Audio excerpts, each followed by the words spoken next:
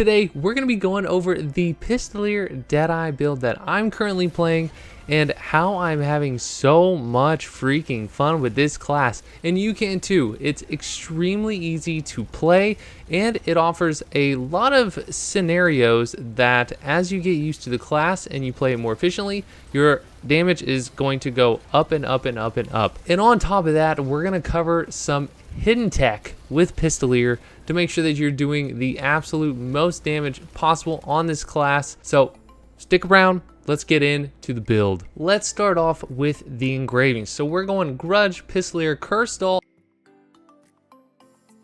Adrenaline, and Precise Dagger. If you wanted to go 5x3 +1 with this build, you could easily just put +1 propulsion on here. It seems the most intuitive because you have a built-in part of this playstyle that you are going to be hitting spacebar quite often, as it gives you an attack speed and movement speed buff. For your relic set, we're going to be running Hallucination. We need as much crit as possible because on our specialization stat, as you can see, the handgun skills crit damage is so highly affected, and our skills don't have a lot of built-in crit tripods, so we've got to get our crit up. That's why we need Hallucination and Adrenaline and Precise Dagger. For your stats, you're gonna go full spec crit. As far as your bracelet goes, mine's kind of doo-doo, but you're gonna go spec Swift on your bracelet. That's gonna make this class feel really good with a little bit of swiftness, but you wanna get as much spec as possible. For your skills, there are a couple variations to these, but this is a very good baseline for you to start off with. This is what I found to be the most fun and most intuitive when playing my Pistoleer, so let's go ahead and get through these. Now, I'm gonna be basing this off of the fact that you have 420 skill points, and you likely do not have that right this second,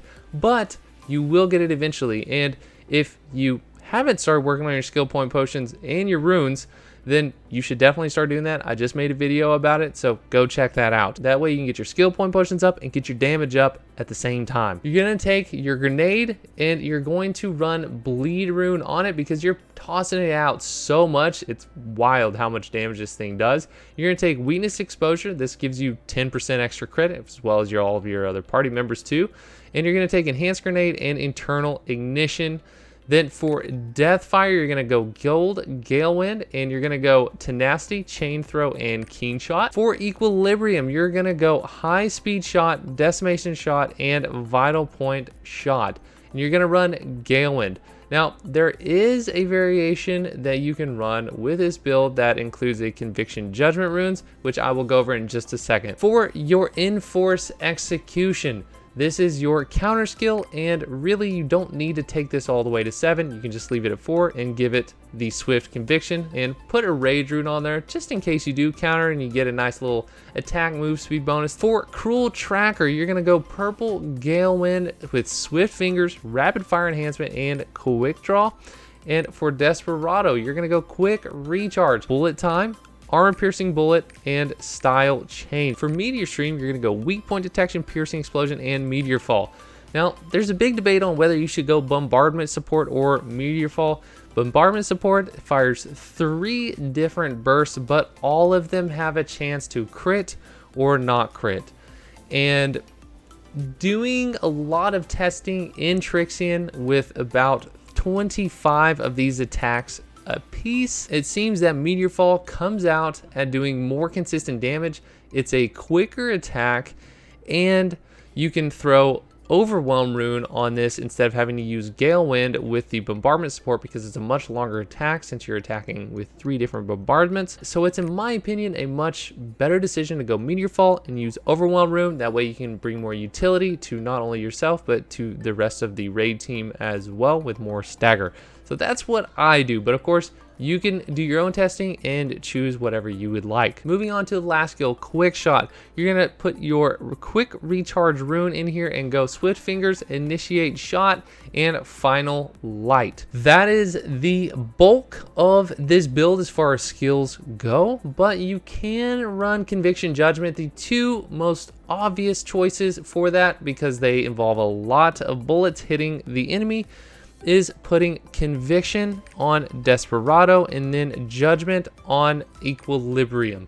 and that will proc Conviction Judgment every time. Now, as far as mana issues, even in Trixian, I do not run into mana issues until about a minute and 30, a minute and 40 seconds in, and that is me constantly using my skills immediately off of cooldown. In most raid scenarios, this is not realistic. You are going to be going through mechs.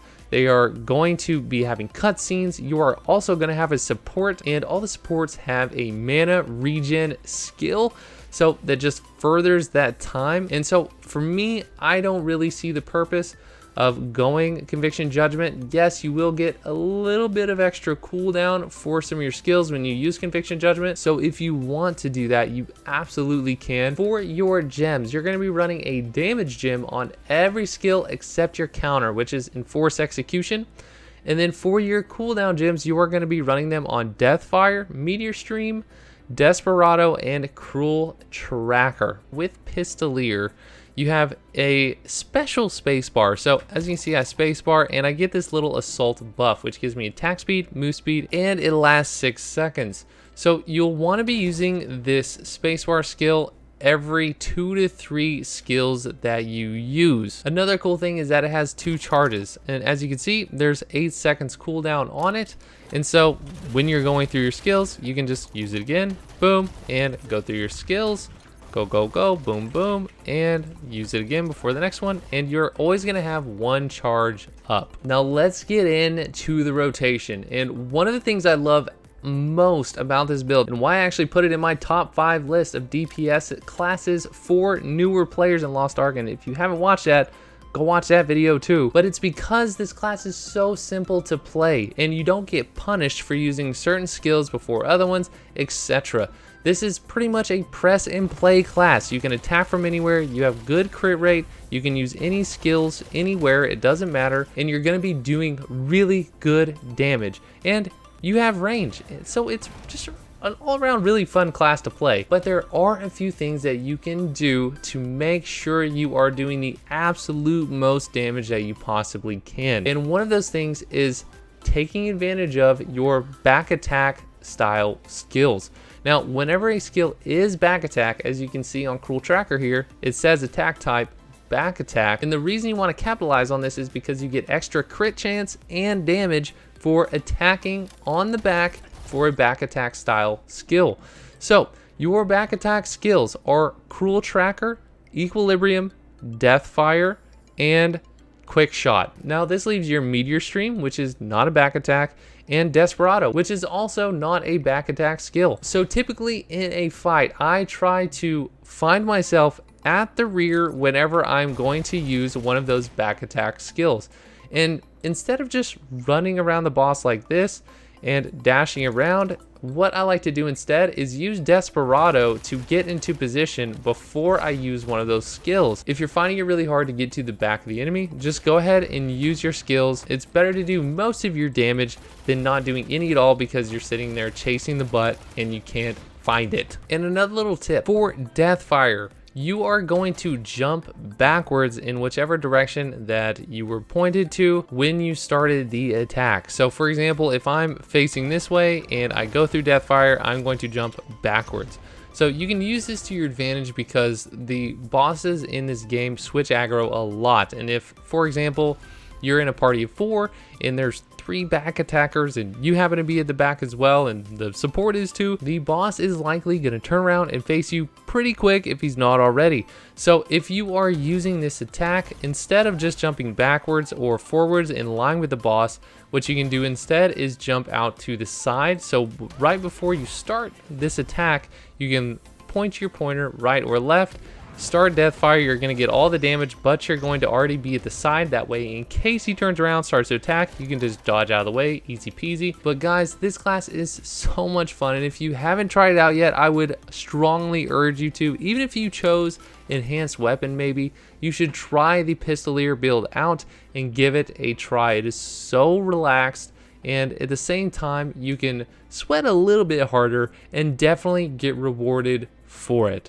But that is pretty much everything for this video. If you learned anything from it, or if you're excited to try out Pistoleer next time there's a power pass, or you're gonna go make one right now, leave a like on the video and make sure to subscribe to the channel. You are not gonna want to miss any of this Lost Ark content.